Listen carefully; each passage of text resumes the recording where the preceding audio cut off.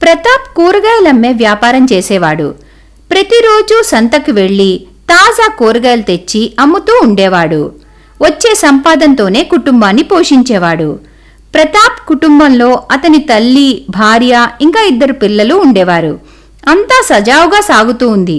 కానీ ఒకరోజు ప్రతాప్కి పెద్ద యాక్సిడెంట్ అవుతుంది. నెల రోజులు హాస్పిటల్లో ఉన్నాక అతను ఇంటికొస్తాడు. కానీ పని చేసే స్థితిలో ఉండడు. ఇంట్లో ఆర్థిక పరిస్థితి చాలా ఇబ్బందికరంగా ఉంటుంది. దానివల్ల ప్రతాప్ తల్లి సువర్ణ, అతని భార్య సుప్రియ ఇద్దరూ దిగులుగా మాట్లాడుకుంటూ ఉంటారు. అప్పుడు సువర్ణ, ఇంట్లో కూర్చుంటే ఖర్చులు ఆగవు కదా, అందుకని నేను ప్రతాప్లానే కూరగాయలు అమ్మాలని అనుకుంటున్నాను కోడలా. నేను అదే ఆలోచిస్తున్నానత్తయ్య, కూరగాయలు అమ్ముదామని. వద్దొద్దు, మనిద్దరం అదే పని చేస్తుంటే ఇంట్లో కుటుంబాన్ని ఎవరు చూసుకుంటారు? అన్నీ అవుతాయి, మనం ఏదో ఒకటి ఆలోచించాలి. ఒక్కరే కూరగాయలు అమ్మితే అంత రాబడి రాదు. 2 చోట్ల కూరగాయలు అమ్మితే చాలా బాగుంటుంది. మీరొక చోట, నేనొక చోట. అప్పుడు మన ఇంటి పరిస్థితి కొంచెం బాగుంటుంది. పిల్లలు కూడా కొంచెం పెద్దవారయ్యారు కదా, స్కూల్ నుంచి వచ్చాక వాళ్ళ నాన్నని చూసుకుంటారులేండి. మీరేమంటారత్తయ్య? నువ్వు చెప్పింది కూడా నిజమే అనిపిస్తుంది. అయితే రేపు పొద్దున్నే సంతకు వెళ్లి తాజా కూరగాయలు మనిద్దరం తీసుకొద్దాం.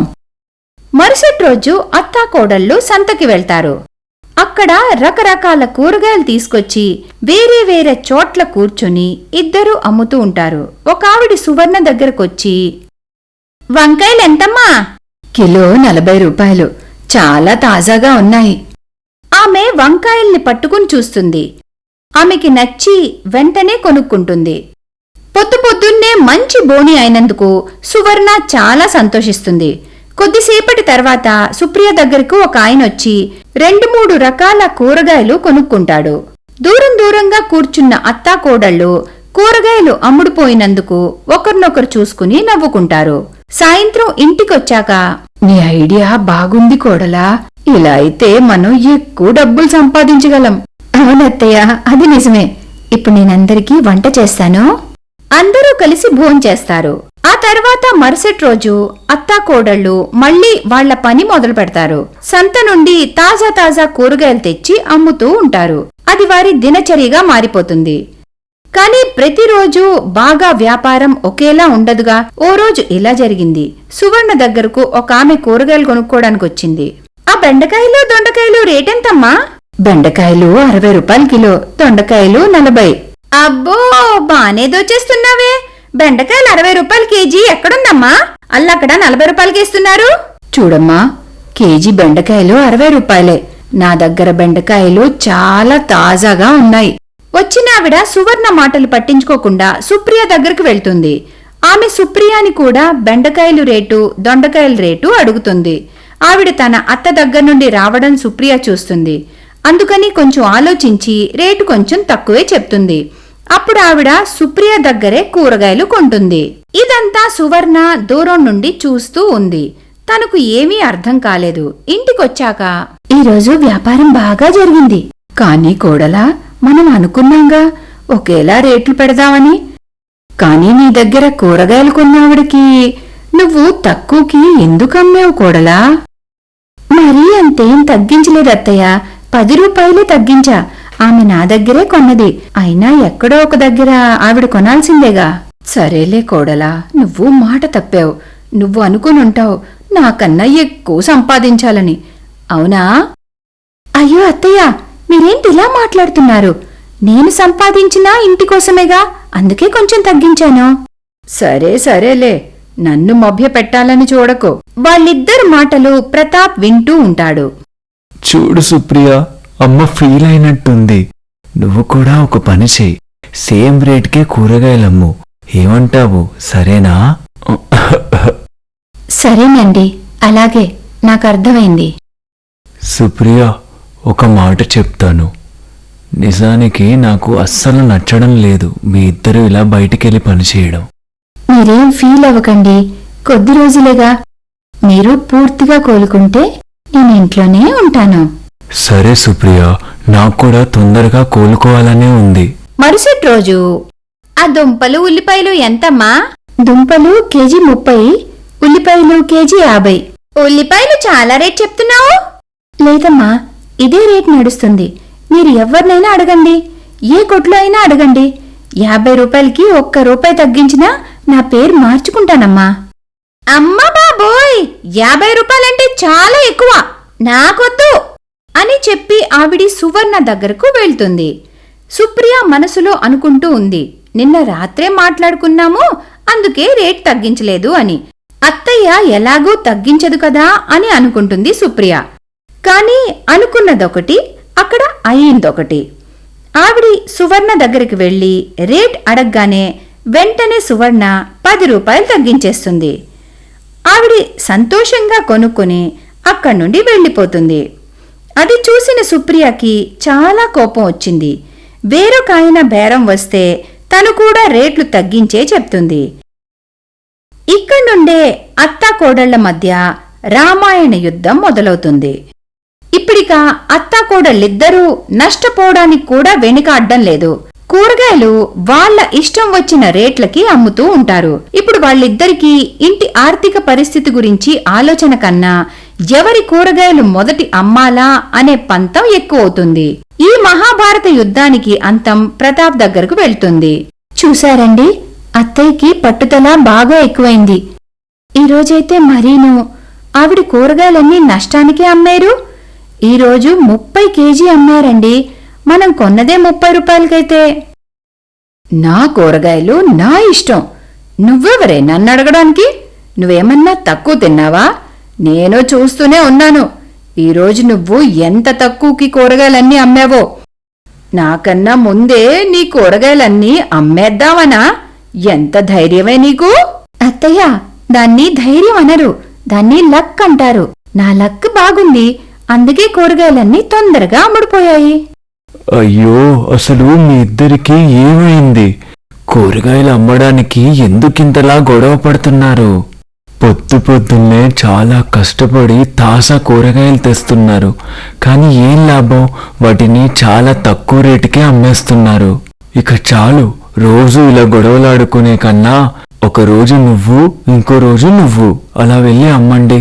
అలా కుదరదు. నేను రోజు విడిచి రోజు వెళ్ళను, నేను రోజూ వెళ్తాను. అర్థమైందా? అవునవును, నేను రోజు కొట్టుకు వెళ్తాను. అయ్యో రామా, మీ మహాభారతం యుద్ధం ఆగేలా లేదే. దానివల్ల ఈ ఇంటికి చాలా నష్టం కలుగుతుంది, గ్రహించండి. అత్తాకోడళ్ళకి అస్సలు పొత్తు కుదరడం లేదు. రోజు ఇద్దరూ సంత నుండి తెచ్చిన తాజా కూరగాయలను చాలా తక్కువ రేట్లకే అమ్మేస్తూ ఉన్నారు. కొంచెం కొంచెంగా వాళ్లకి ఇంట్లో డబ్బులు కొరత తెలుస్తూ ఉంటుంది. ప్రతాప్ కూడా వాళ్ళిద్దరికీ చెప్పి చెప్పి చాలా అలిసిపోతాడు. కానీ ఒకరోజు ఇద్దరికీ కనువిప్పు కలుగుతుంది. ఇద్దరు కూరగాయలు తీసుకుని వారి వారి జాగాల్లో కూరగాయలు అమ్మడానికి బయలుదేరతారు. అప్పుడే పక్కింటి దగ్గర ఇద్దరు ఆడవాళ్ల మాటలు వాళ్ల చెవిన పడతాయి. నువ్వెన్నైనా చెప్పవే, ఇప్పుడు ఆ ఇద్దరు అత్తాకోడళ్ళు బయలుదేరతారు. తాజా తాజా కూరగాయలు తీసుకొని అరుచుకుంటూ ఎండల్లో కష్టపడి తక్కువ రేటుకి అమ్మేస్తారు. నాకైతే ఈ మధ్య చాలా మజా వస్తుందనుకో. ఇక్కడ బేరవాడి అక్కడ కొంటాను, అక్కడ బేరవాడి ఇక్కడ కొనాలి. ఇక తక్కువ ధరలో తాజా కూరగాయలు ఇంటికి రావాలి. బాగుంది కదా? అవునక్కా, కరెక్ట్గా చెప్పావు. నీకు తెలుసా, నిన్న నాకు డబల్ ధమాకా తగిలింది. ఒకసారి కోడల దగ్గర, మరోసారి అత్త దగ్గర నేను చాలా తక్కువ ధరకే కొన్నానక్కా. వాళ్ళిద్దరి గొడవల వల్ల నాకు చాలా లాభం కలిగిందనుకో. సుప్రియ సువర్ణ వైపు, సువర్ణ సుప్రియ వైపు చూసుకుంటారు. వాళ్ళకి వాళ్ళు చేసిన తప్పు తెలుస్తుంది. వాళ్ళు కూరగాయలు అమ్మే జాగాలకి వెళ్ళాక సువర్ణ ఇలా అంటుంది, నన్ను క్షమించుకోడలా, తప్పంతా నాదే. నాకే మొదట అసూయ కలిగింది. ఆ రోజు నువ్వు 10 రూపాయలు ఎందుకు తగ్గించావో నేను తెలుసుకోలేకపోయాను. ఎందుకంటే మన పరిస్థితి బాగోలేదనే కదా. నేను నా మూర్ఖత్వంతో అంతా పాడు చేశాను. నేను పెద్దదాన్ని, దాని అర్థం నేను చెప్పే మాటలన్నీ కరెక్టే అయి ఉంటాయని కాదు కదా కోడలా. నన్ను క్షమించమ్మా. అత్తయ్య, నన్ను కూడా క్షమించండి. నేను కూడా మీతో పోటీ పడ్డాను. డబ్బు మీరు సంపాదించినా నేను సంపాదించినా మన కోసమే కదా. ఇద్దరు అత్తాకోడళ్ళు వాళ్ళ వాళ్ళ తప్పు తెలుసుకుంటారు. ఆ తర్వాత మునుపట్ల మళ్ళీ ఇద్దరు కూరగాయలు అమ్ముతూ ఉంటారు. ఇప్పుడికిద్దరూ ఒకే రేటు పెడతారు. ఎట్టి పరిస్థితుల్లో వాళ్ళు రేటు తగ్గించరు. మొదట్లో అందరికీ వింతగా అనిపించేది. కానీ అక్కడ దరిదాపుల్లో ఏ కొట్టు లేకపోవడం వల్ల అందరూ వాళ్ల దగ్గరే కూరగాయలు కొనాల్సి వచ్చేది. ఎంత బేరవాడినా రేటు తగ్గించేవారే కాదు. పైగా తాజా కూరగాయలు ఇదే రేటు ఉంటాయని అనేవారు. ఆ తర్వాత కొంచెం కొంచెంగా వాళ్ల ఆర్థిక పరిస్థితి మెరుగుపడుతూ ఉంది. అమ్మా, ఈరోజు నేను చాలా సంతోషంగా ఉన్నాను. డాక్టర్ గారు నన్ను ఈ రోజు నుంచి పనికి వెళ్ళొచ్చన్నారు. ఇంతకాలానికి దేవుడు నా మొర విన్నాడు బాబు. నువ్వు పూర్తిగా కోలుకున్నావు. అవునమ్మా. ఈ సంతోషంలో నేను మంచి వంట చేసి పెడతాను. సుప్రియ, నువ్వు వెళ్ళి మటర్ పన్నీర్ చెయ్యి. నేను వెంటనే వెళ్ళి పన్నీర్ తీసుకొస్తాను, సరేనా? ఆ రోజు ఇంట్లో అందరూ చాలా సంతోషంగా ఉంటారు. మరుసటి రోజు ఉదయం ప్రతాప్ ఇద్దరితో ఈ రోజు నుండి నేనొక్కడే కూరగాయలు అమ్ముతానని అంటాడు. అదేంటండి, అలా అయితే మనకి నష్టం వస్తుంది. మేమిద్దరం కూరగాయలు అమ్మితే ఇద్దరి సంపాదన ఉంటుంది. ఇప్పుడు మీ ఒక్కరిపైనే భారం అంతా పడుతుంది కదా, ఇంకా ఆదాయం కూడా తగ్గిపోతుంది. ఏంటి, చాలా బాగుంది. నువ్వు చెప్పేదేంటి? నన్ను ఇంట్లో చేతులు ముడుచుకొని కూర్చోమనా? సరే సరే, మీరిద్దరూ పోట్లాడుకోకండి. నా దగ్గర దీనికి మంచి ఉపాయం ఉంది. ఏం ఉపాయం అమ్మా? ప్రతాప్, నువ్వు రోజు కూరగాయలమ్ము మునుపట్లాగే. కాని దాంతోపాటు నేనొక రోజు కొట్టు పెడతాను, సుప్రియ ఇంకో రోజు కొట్టు పెడుతుంది. అప్పుడు బోలెడని డబ్బులొస్తాయి. అవునా? అవునవును, అత్తయ్య చెప్పింది కరెక్టేనండి. అలా అయితే మన ఆదాయం కూడా పెరుగుతుంది, ఇల్లు కూడా చూసుకోవచ్చు. ఇప్పుడు మీ ఇద్దరి దగ్గర నా మాట ఎలా చెల్లుతుంది? సరే సరే, మీ ఇద్దరు అత్తాకోడళ్ళు తాజా తాజా కూరగాయలు అమ్మండి. ఇక నా సంగతి అంటారా? సరేలే, వదిలేయండి. మీకేదనిపిస్తే చేయండి.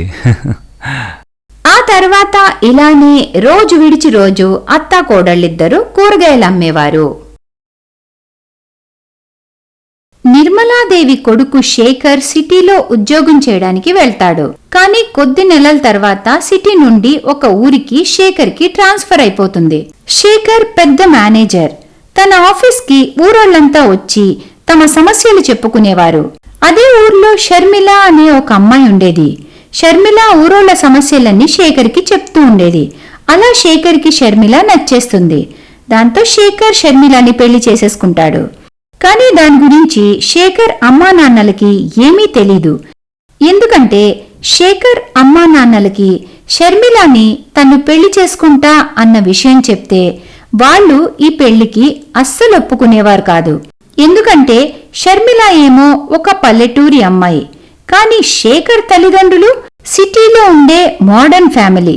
శేఖర్ తన భార్యని సిటీకి తీసుకురాగానే శేఖర్ ఇంట్లో భూకంపమే వస్తుంది. శేఖర్ షర్మిలతో సహా గుమ్మం బయటే ఉంటాడు. అతని ఇంటి తలుపు కొడతాడు. అరే, ఇంత పొద్దు పొద్దున్నే ఎవరొచ్చుంటారు? నువ్వెళ్ళి తలుపు తీస్తేనే కదా తెలిసేది ఎవరొచ్చారో అని. నిర్మలాదేవి వెళ్లి తలుపు తీస్తుంది. గుమ్మం బయట ఉన్న దృశ్యాన్ని చూసి అవాక్కైపోతుంది. ఎందుకంటే తన కొడుకు ఇంతవరకు ఏ అమ్మాయిని ఇంటికి తీసుకురాలేదు. కాని ఈ రోజు తీసుకొచ్చిన అమ్మాయి మెడలో మంగళసూత్రం, పాపిట్లో సింధూరం పెట్టుకుని ఉంటుంది. షర్మిలాని చూసి నిర్మలాదేవికి డౌట్ వస్తుంది. మనింటికి ఎవర్ని రాను తీసుకొచ్చావు? నీ ఫ్రెండేగా.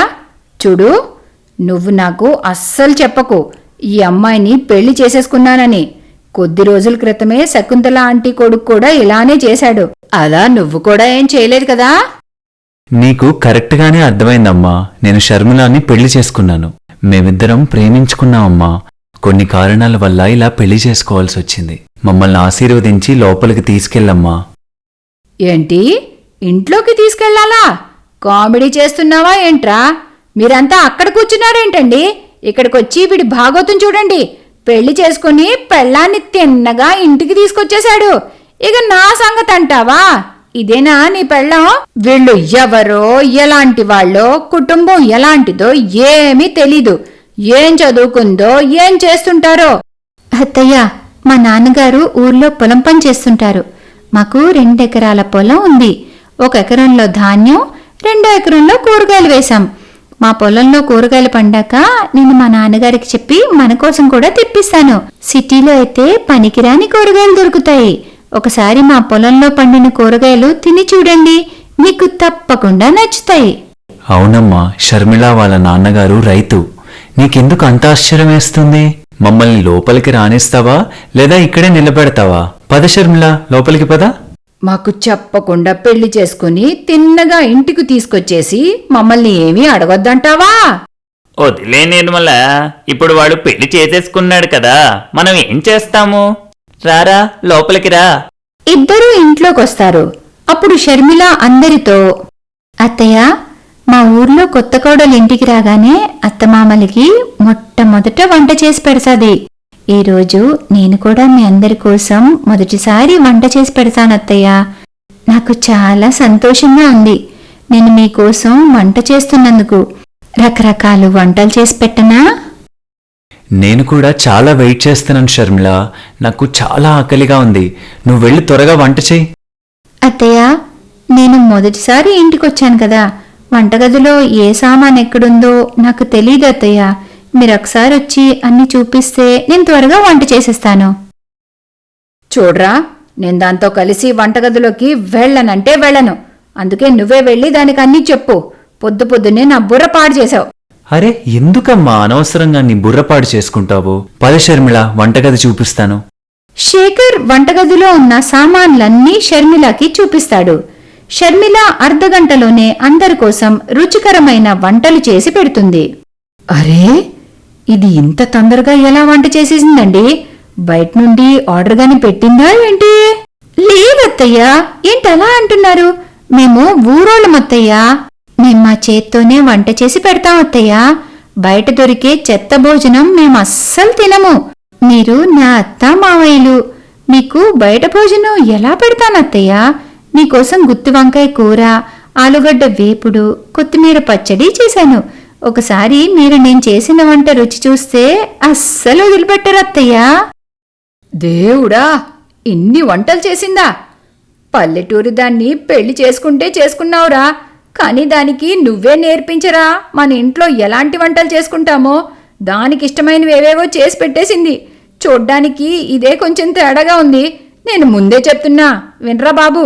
అది చేసిన వంటలు నేను అస్సలు తిన్ను. అరే అత్తయ్య, మీరొకసారి తిని చూడండి, మీకు తప్పకుండా నచ్చుతుంది, నిజం. అస్సలు తినను. నిర్మలాదేవి అక్కడి నుండి లేచి వెళ్ళిపోతుంది. తన కోసం శాండ్విచ్, జ్యూసు చేసుకుంటూ ఉంటాది. కాని శేఖర్ మరియు అతని తండ్రి షర్మిల చేసిన వంటలన్నీ తింటారు. వా కోడలా, నువ్వు చేసిన వంటలన్నీ చాలా బాగున్నాయి. ఇంతవరకు మీ అత్తగారు ఎప్పుడూ ఇలాంటి వంటలు చేయలేదు. రోజు అదే శాండ్విచ్, అదే జ్యూసు. ఇప్పుడు నువ్వు వచ్చేసావుగా, నాకు రోజు రకరకాల వంటలు చేసి పెడతావా? తప్పకుండా మావయ్య, నేను రోజు మీకోసం రకరకాల పల్లెటూరు వంటలు చేసి పెడతాను. మధ్యాహ్నం మీకోసం నేను బెల్లంతో చేసిన పరమన్నం, ఆలు కుర్మా, పూరీలు చేసి పెడతాను. అవన్నీ తింటే మీరు అస్సలు వదిలిపెట్టరు మావయ్య. అవునమ్మా, వాటితో పాటు కొంచెం లస్సీ చేసి పెట్టమ్మా. మీ అత్తగారికి లస్సీ చేయడం కూడా రాదు. నాన్నోయ్, మెల్లగా. అమ్మ మీ మాటలు విన్నదంటే ఇంక అంతే సంగతి. అమ్మో అవునరా, మీ అమ్మ ఇంట్లో ఉన్న సంగతి మర్చిపోయాను. శేఖర్ తండ్రికి పల్లెటూరి కోడలతో ఏ ప్రాబ్లం లేదు. ఎందుకంటే కోడలికి మంచి మర్యాదలు బాగా తెలుసు. కాని అత్తగారికి స్టేటస్ మాత్రమే కావాలి. అందుకని షర్మిలని తన కోడలని ఎవ్వరికీ చెప్పేది కాదు. కాని ఒకరోజు వాళ్ళింటికి నిర్మలాదేవి స్నేహితురాలు పుష్ప వస్తుంది. నిర్మలా, చాలా రోజుల నుండి నేను మీ ఇంటికి వద్దామనుకుంటున్నాను, కానీ నువ్వు నా ఫోనే ఎత్తవు. నీ ఒంట్లో గాని బాలేదా ఏంటి అని అనుకున్నాను నిర్మలా. అందుకే నేను డైరెక్ట్గా వచ్చేశాను. అదేం లేదు, కొద్ది రోజులుగా నా ఫోన్ పాడైంది. అందుకే నేను ఫోన్ వాడడం మానేశాను. అయ్యో దేవుడా, దీనికి నా పల్లెటూరి కోడలు గురించి తెలిసిందంటే అయ్య బాబోయ్, అందర్నీ పిలిచి మరీ చెప్తాది. నా పరువు పోతాది. కాసేపు ఆ పల్లెటూరిది గదిలోనే ఉంటే బావుణ్ణు. నిర్మలాదేవి అలా మనసులో అనుకుంటుండగా షర్మిల తన గదిలోంచి బయటకొచ్చి హాల్లోకొస్తుంది. అత్తయ్య, ఇంటికి చుట్టాలొస్తే మీరు నాకు చెప్పలేదేంటి? నమస్తే పెద్దమ్మగారు. నమస్తేనా. నీ కోడలు ఏమంటుంది నిర్మల? కామెడీ చేస్తుందా ఏంటి ఇలా పల్లెటూరి భాష మాట్లాడుతుంది? పెద్దమ్మగారు, నేను పల్లెటూరు అమ్మాయిని కాబట్టి పల్లెటూరు భాషే మాట్లాడతాను కదా. నాకు పల్లెటూరు భాష అంటే చాలా ఇష్టం. సరేలేండి, నేను వెళ్ళి మీకోసం టీ చేసి తీసుకొస్తాను. షర్మిల వాళ్ల కోసం టీ చేసి తీసుకొస్తుంది. వాళ్లకి టీతో పాటు పకోడీలు చూసి వాళ్ళిద్దరికీ నోరు ఊరిపోతుంది. ఓ, నువ్వింత తొందరగా ఇవన్నీ చేసేసావా? అయ్య బాబోయ్ నిర్మలా, నీ పంట పండిందే. ఇంత టైంలో నా కోడలు నా కోసం కనీసం టీ కూడా పెట్టదు. నీ కోడలు ఇన్ని చేసేసింది. చేసిందిలే, కానీ చేసే ముందు అది నన్ను అడిగిందా ఏంటి? నాకు ఉల్లిపాయ పకోడీలు అస్సలిష్టం ఉండవు. నాకు కేవలం పాలకూర పకోడీలే ఇష్టం. ఇవన్నీ నువ్వే తిను, నేను అస్సలు తిన్నా. అలా అనకండి అత్తయ్యా. నీకు పాలకూర పకోడీలు ఇష్టమైతే నేనిప్పుడే నీకోసం అవి చేసి తీసుకొస్తాను. పాలకూర పకోడీలు చేయడానికి టైం ఎక్కువ పట్టదులే అత్తయ్యా. 5 నిమిషాలు, ఇప్పుడే వస్తాను, సరేనా? షర్మిల కరెక్ట్గా 5 నిమిషాల్లో వాళ్ళిద్దరి కోసం పాలకూర పకోడీలు చేసి తీసుకొస్తుంది. నిర్మలాదేవి స్నేహితురాలు పుష్ప షర్మిలను చూసి చాలా సంతోషపడుతుంది. నీ పంట పండింది నిర్మల. నీ కోడలు చాలా మంచిది. నేను నా కోడలికి చెప్పి చెప్పి అలసిపోయాను. అది ఇంతవరకు నాకిష్టమైంది చేసి పెట్టనే లేదు. నేను స్టేటస్ పిచ్చిలో పడి సిటీ అమ్మాయిని చూసి నా కొడుక్కి పెళ్లి చేశాను. దానికి సంస్కారమే లేదు, ఇంట్లో మర్యాదలు అస్సలివ్వదు. కాని నీ కోడలు నీకు సేవలు చేయడం చూసి నాకు చాలా సంతోషంగా ఉంది. నాకు కూడా ఇలాంటి కోడలు వచ్చుంటే బావుంది నిర్మలా. స్నేహితురాలి మాట విని కోడల్ని పొగడ్డం చూసి నిర్మలాదేవి తన తప్పు తెలుసుకుంటుంది. కేవలం పల్లెటూరు అమ్మాయి కావడం వల్ల తన కోడల్ని మనస్ఫూర్తిగా ఒప్పుకోలేదు. ఎప్పుడూ తన స్టేటస్ గురించి ఆలోచించేది. కాని తన డబ్బున్న స్నేహితురాళ్ల కోడళ్ళు కొంచెం కూడా మర్యాదలు ఇవ్వరని తెలుసుకుని తన కోడల్ని చూసి చాలా గర్వపడుతుంది. నన్ను క్షమించమ్మా. నువ్వు పల్లెటూరు దానివని నిన్ను నానా మాటలన్నాను. కాని నీలాంటి కోడలు దొరకడం నిజంగా నా అదృష్టం. నేను చాలా అదృష్టవంతురాలమ్మా. దేవుడు నాకు నీలాంటి కోడల్నిచ్చినందుకు. అలా అని నిర్మలాదేవి కోడల్ని గట్టిగా హత్తుకుంటుంది. ఆ రోజు తెలుస్తుంది తన కోడలు పల్లెటూరుదైనా చాలా ఎక్కువ చదువుకుందని. ఎంత చదివినా షర్మిల మర్యాద మన్ననలు అస్సలు మర్చిపోలేదు. షర్మిలకి పల్లెటూరి అమ్మాయిలానే ఉండడం ఇష్టం. కాని తను సిటీకి వచ్చి సిటీ పద్ధతులు కూడా నేర్చుకుంటుంది. ఇప్పుడు షర్మిల కేవలం పల్లెటూరి కోడలే కాదు, మోడర్న్ కోడలు కూడా అయ్యింది.